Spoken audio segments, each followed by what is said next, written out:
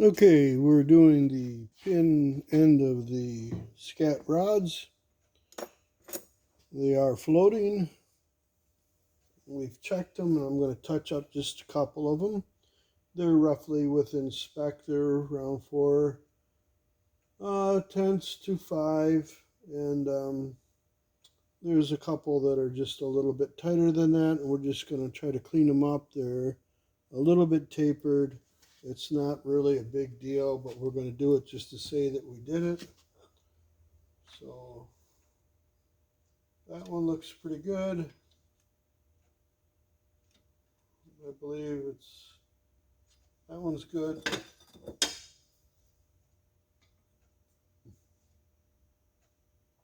That one's good. Now, usually they're pretty good, but it's really a good idea never to assume that they've done it right. And I used to have a friend, a mentor, that used to tell me that, never to trust anybody. Your name is going to be going on it, so when you trust somebody else, you might as well use their last name. If that doesn't mean nothing to you, then I guess you're good with that. But assuming that everybody's perfect all the time is not a very good assumption, and it could be going out as wrong, and it could be your name that they're going to use when you have a problem with it. So um, this day and age, the way things are, that was kind of when he told me that was over 40 years ago. But now it holds most definitely true that you should check every single thing.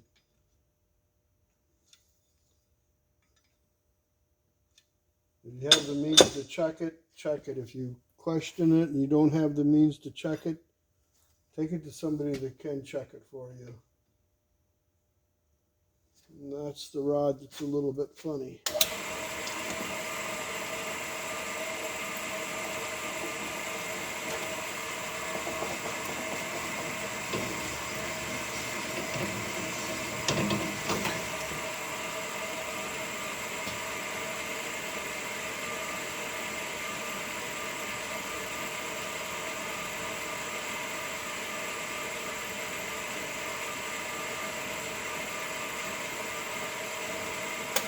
Okay, that rod's good. They're all check out good. We're going to do the big ends now. We're going to check the big end to make sure that they're either at the bottom of the spec or in the middle of the spec. I never let my connecting rods uh, go to the full end of the spec on them. Usually you get 1/1000 to 9/10 on a big end of a connecting rod. I like them tight. So I want as much bearing retention as I can get. So that's what we're going to do next.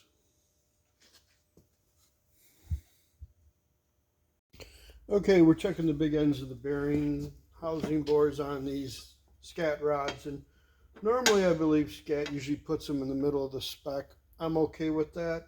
Normally when I rebuild a set of rods, I'll put them at the tight end of the spec, which is the small end for more crush, and because usually the crank gets polished and sometimes it's not easy to juggle the bearings around on some of these engines where we used to have more selection of bearing clearances and splitting them, and it just works out better if I make the housing bore small. It always seems like it's never hard to get the clearances bigger, but a guy that's going back and forth to the grocery store and whatever, you can easily get to 3.5 in clearances. So I like to start out small. If I have to open them up, I will, but honestly, I've never had to. I've had to use different bearing manufacturers at times, although, like I said, the availability of bearings and who makes what and what size they actually are, um, that's a story for another day. So we're going to measure these And if I have to tune up a couple of them, that's fine, but I kind of expect to see them in the middle of the spec. That's the way they've always kind of been. Okay, this one's pretty close, 2/10 from the small end of the spec. This one's right on the small end of the spec. This one's 3/10 bigger than the small end of the spec, which puts it almost in the middle of the spec. You can follow that. That one's in the middle. So I'll open them all up to the middle. So I want all my bearing clearances to pretty much be all my housing boards at least measure the same. That one's good. These two I'm not going to mess with.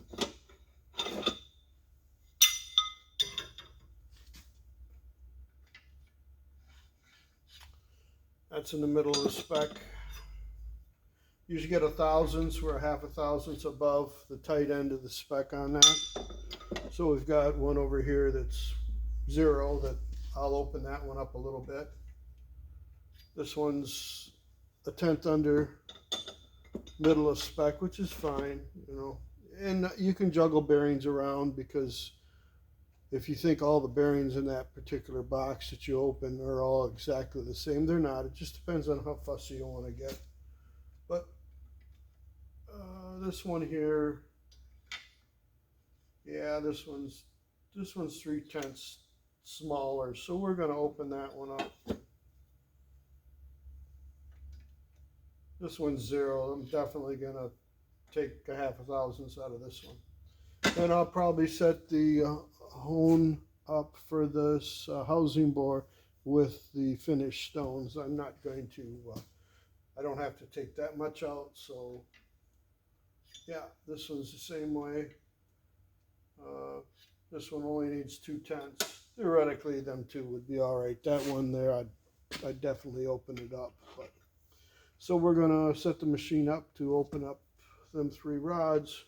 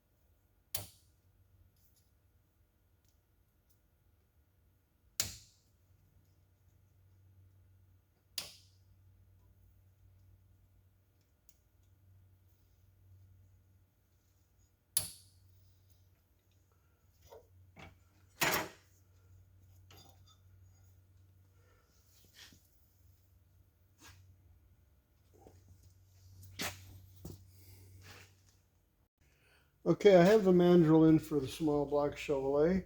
I have a stone, and usually this would be like a 200 plus. I usually mark it on my stone, so the arc of the stone is pretty close to like a small block Chevrolet rod, or anything that's within that range. Of course, you set your offset on your mandrel accordingly, and there it is. And it's basically eccentric, and then you ring, and then you line it up. So I've got the big shim in it with the stone, and this stone's wore quite a bit. You know, they start out, let's see if we got one. This one's wore out. This one isn't too bad. They start out about that thick. So you got different wedges, and of course that's the biggest wedge I have. So hopefully we'll be able to get on there, and I believe we will. And I'll back the stone off. Now I have the wear shoes loosened up. And put 2 rods on the mandrel, just like that. I'm going to crank it over. Now there's bronze shoes, and then there's aluminum ones. And the aluminum ones are cheaper, but the bronze ones, yeah, they both, yeah, you know, that's a judgment call. But I've bought the aluminum cast ones quite a few times. They don't seem to wear quite as long as these. And of course you want to make sure that you know, some days I can talk and chew gum, some days I can't. So we're going the wrong way. You want to make sure that you don't start hitting the bolts, because that really raises hell with everything. Okay, so we're locked onto it. We're somewhat close, yeah. Try to loosen it up a little bit. We might have to go to a different stone. This, I can tell that I'm all the way out to the reach on my stone. So I've got another one I'll probably have to throw in there.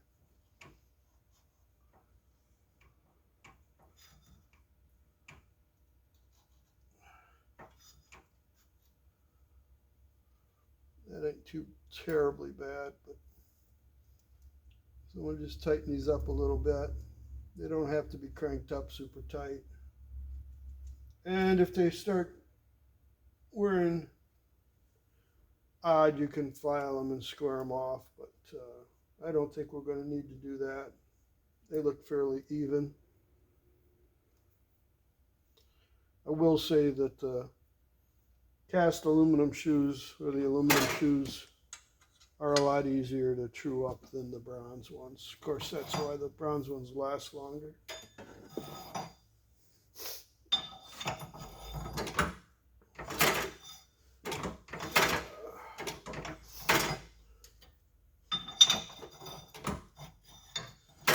So we'll give them a little touch up here. That one's 0.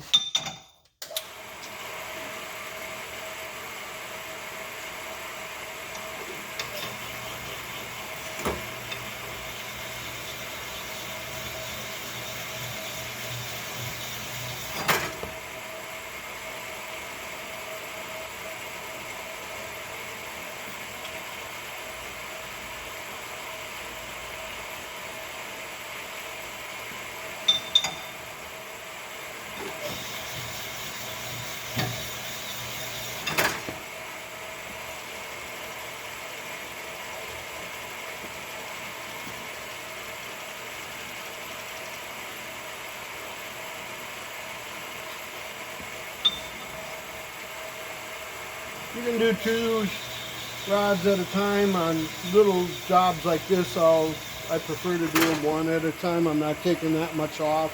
And these 2 aren't the same size as this one is right now, so that's why I'm not doing 2 at a time.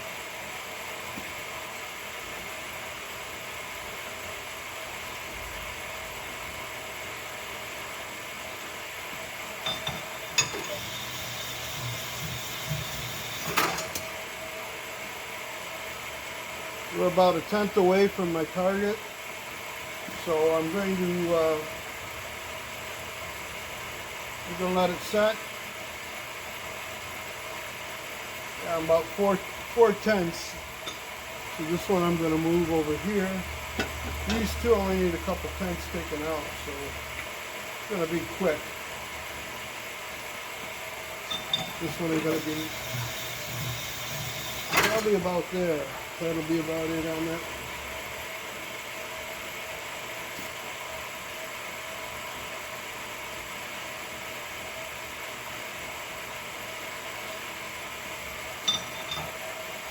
A little bit more.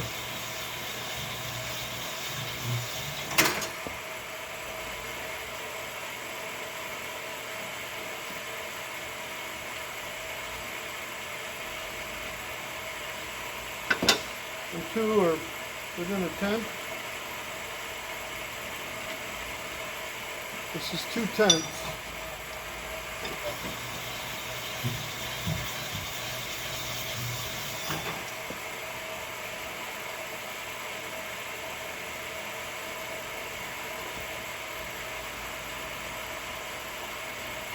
This one's down to 1.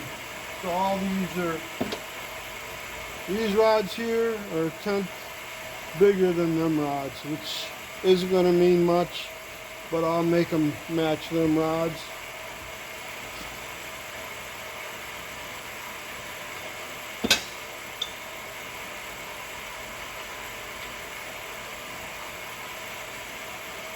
Make sure nothing's moved or changed.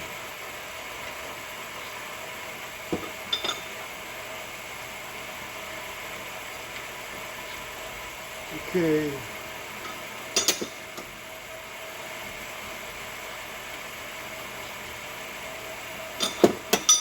I'm going to lightly touch these.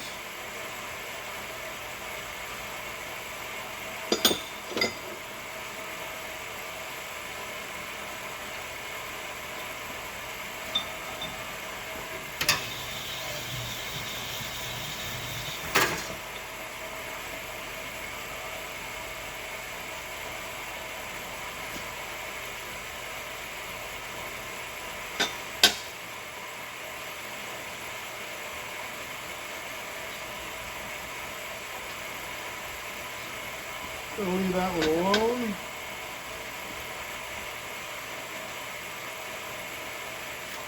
We'll touch this one lightly.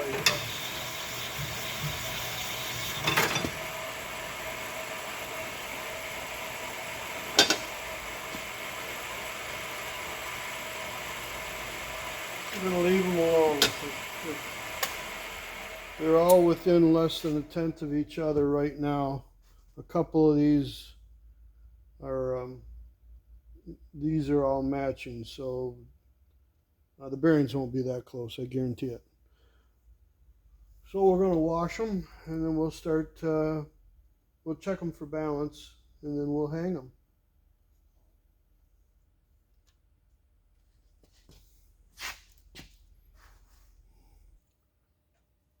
So I weighed the rods, and they were off.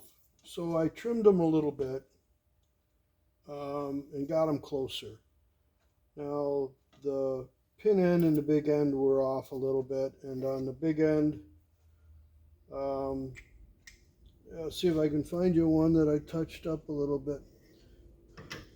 The big ends, I just cleaned the sides up a little bit, and I worked on this. You don't want to, the weight's important, but it ain't to the point where you want to compromise the strength of the rod. So I did a little trimming here, a little there. They're close enough. The top of the rods, go over lightly. Of course, you don't want to jeopardize the strength and integrity of the rod. So a large surface area like this, usually you can get a gram, 2 grams, not too much of a problem. Any more than that, I'll lightly take some off the sides of the rods. That's what I did on these because I didn't want to take any more off the top. There's still plenty there. It's plenty strong enough. It's not going to be a problem. But you don't want to start getting after the rod because, you know, when this thing's running, there's going to be oil on it, and it's going to probably rope the crank a little bit. And, you know, to have oil getting slung off the rods and that, or one rod holding more oil than the other, that's a common thing. Of course, we want to do it right. We want to get it right for weight, but also getting it right doesn't necessarily mean that they all have to be perfect. These are all within a couple grams of each other. They'll be fine. If I have 4 that are light, I try to move them around in the engine. But so because I took a little bit off the sides of the rod for clearance, it wasn't for clearance, but you know, now they are sharp. So I'm going to chamfer them. So if I'm going to chamfer one, I'm going to do them all. Usually I hone them first. Honestly, I wasn't expecting these rods to be as far off as they were. In the past, scats rods, and that's a scat rod. They're pretty decent for the money. Um, you know, it's not a junk rod by any stretch of the imagination. These are pretty nice rods, but you know, they're not $1,000 set of rods. They're not a $1,500 set of rods. They'll serve the purpose just fine. It's closer than the factory balances them. And so I'm going to go in now and I'm going to chamfer these. Like I said, there's a burr on it. So I'm going to do that. And once we're done with this, we're going to take them apart, wash them thoroughly. Then we're going to hang the pistons.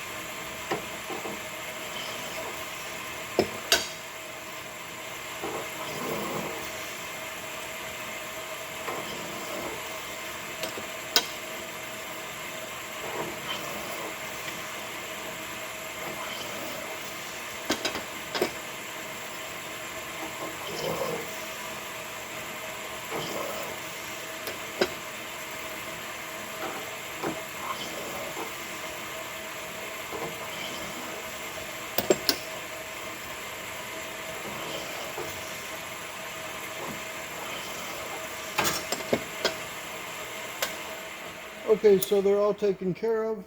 We're going to probably hit them lightly with a little piece of sandpaper just to make sure there's no sharp burrs anywhere. The pistons, I weighed them and I measured the pistons. First, I usually measure the pistons for dimension and make sure they're all within size and they're spot on. Dimensionally and weight, they're good. So I've washed them. They're sitting off to the side. We're going to wash this stuff now and then we're going to start assembling it. So we're going to start putting the pistons on the rods. So we're just about ready to start hanging the pistons on the rods. I'm going to go over a couple things that I like to do. Of course, we disassembled the rod, washed all the ARP lube off of it. Okay, now, you know, you never really want to put your hand on this part of the bolt. If you can avoid that as much as possible. With that particular bolt, it isn't too bad, but you just get into a habit of picking up the bolts by the heads, lubricating them that way. We've broke the edges. Everything's decent. So what I do is I always break the edges of the caps a little bit, here, around the edges. And I use a stone or a file, but I usually use a stone and just an old stone like that. I've got honing stones that are just about wore completely out, so I use them too. That works nice. It doesn't scratch anything. It just it's bonded onto a piece of aluminum, so you can go up alongside the dowel of the rod and not have to worry about scratching it. You know, you can just lay it right up against the dowel and just sand a little bit. You don't have to get crazy. You just want to break the edges. So, and the reason why you want to break the edges on the housing bore is because you don't want to shave the back of the bearing. So if you can take your hand and run it across there, you hear that thugging noise. That's the rod trying to scrape the skin off my thumb. This one hasn't been broke yet. So you want to do that. You always want to lube your bushings up. I've got a lubricant that I use for that. Oil works good. Heavy oil works fine.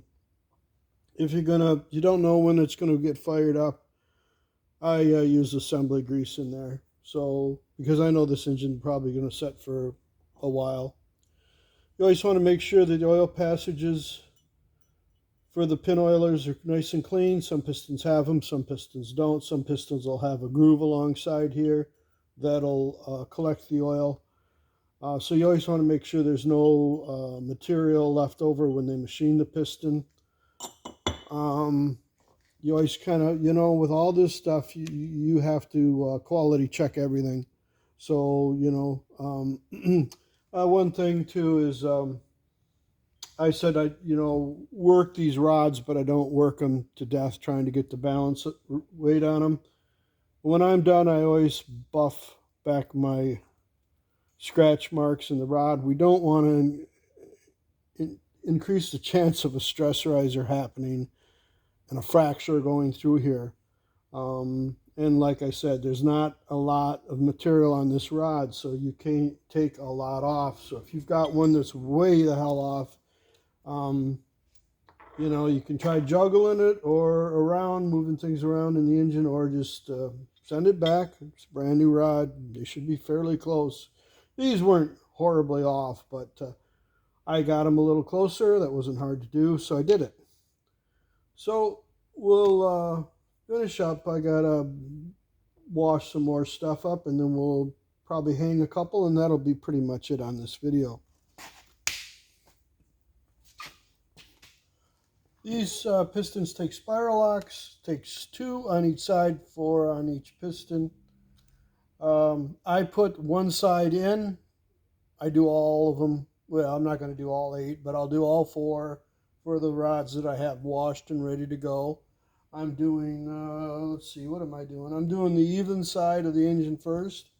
Doesn't matter. This is the way I do it. You can do it any way you want. You can do each one at a time. I just, it's easier for me to keep track of them. So you just pull them out like that. You don't have to go any further than that. You don't want to over spring it. If you do that, then you may have problems with them. But I've done them like this for a long time, and you just start them, roll them in, and that one's in, and I got just a blunt tool, and then I just push it, and then just take the edge of it, pull on it a little bit, push it in with your thumb. Round wire locks are a whole nother animal. We're just doing spiral locks today. Okay, so you want to make sure that that's pushed in all the way and it's seated into the groove, and it is. And I always try to start the end of the first one, or the end of the first one, and then the beginning of the second one. So I'll roll it in. Right there is where it stopped. I'll put it in there like that. And it don't matter much. It's going to fit in there. You know, if it doesn't fit in there, then you either got the wrong lock or something is not fully seated. But that one's done. So, of course, I'll put the other side in when I slide it together. So we'll do the next one. Just set it up on its side like that. Stretch it out a little bit. Helps if you got fingernails. Piston, 2 spiral locks on each side, 8 pistons, 16. I count through my spiral locks. I should have exactly 16. If I have more, I want to make sure that I put a spiral lock, 2 spiral locks in every side of the piston. That does not apply to every piston, so keep that in mind. Once the spiral locks are in, you want to look inside there, and you want to make sure that the spiral locks are nice and square, and there's not one hanging out. If one's hanging out, that means it's not fully seated. You got to go back and make sure that that's taken care of. Okay, it's pretty simple. We're going to take the tang side on a small block Chevrolet. Tang groove always out to the outside oil rail.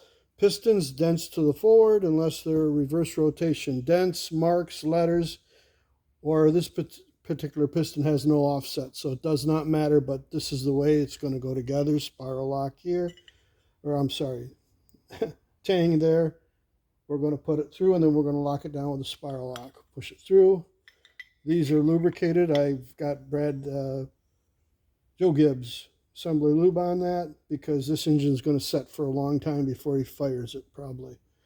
So we've got tang to the outside oil pan rail. Valve notches forward, up to the top. Let's rephrase that. Piston, tang, groove to the oil pan rail. On this particular piston, it has no offset. Usually offset pistons with offset pins will have a hash mark or a letter on the side of the piston, and that indicates forward, unless it's a reverse rotation marine engine. So we'll put a spiral lock in here. There'll be two. We'll get one started. We'll put the second one in. And yeah, it's a little hard to do these when you got assembly lube on your hands.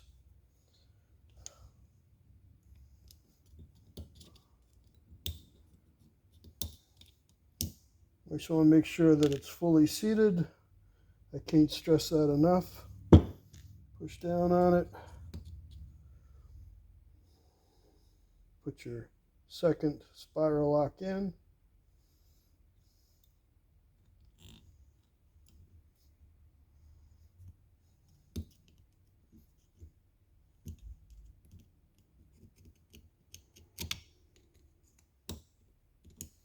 Make sure, look it over, make sure that the groove is completely filled with spiral locks. If it's not, you're missing one. This one's got a little bit of assembly grease in it. Just kind of scoop it out with the screwdriver. I can see that it's fully seated and there's the correct amount of spiral locks in that piston groove. That's going to do it for this video. Thank you for watching. Please subscribe. Doesn't cost nothing. You'd be doing me a favor. Thanks.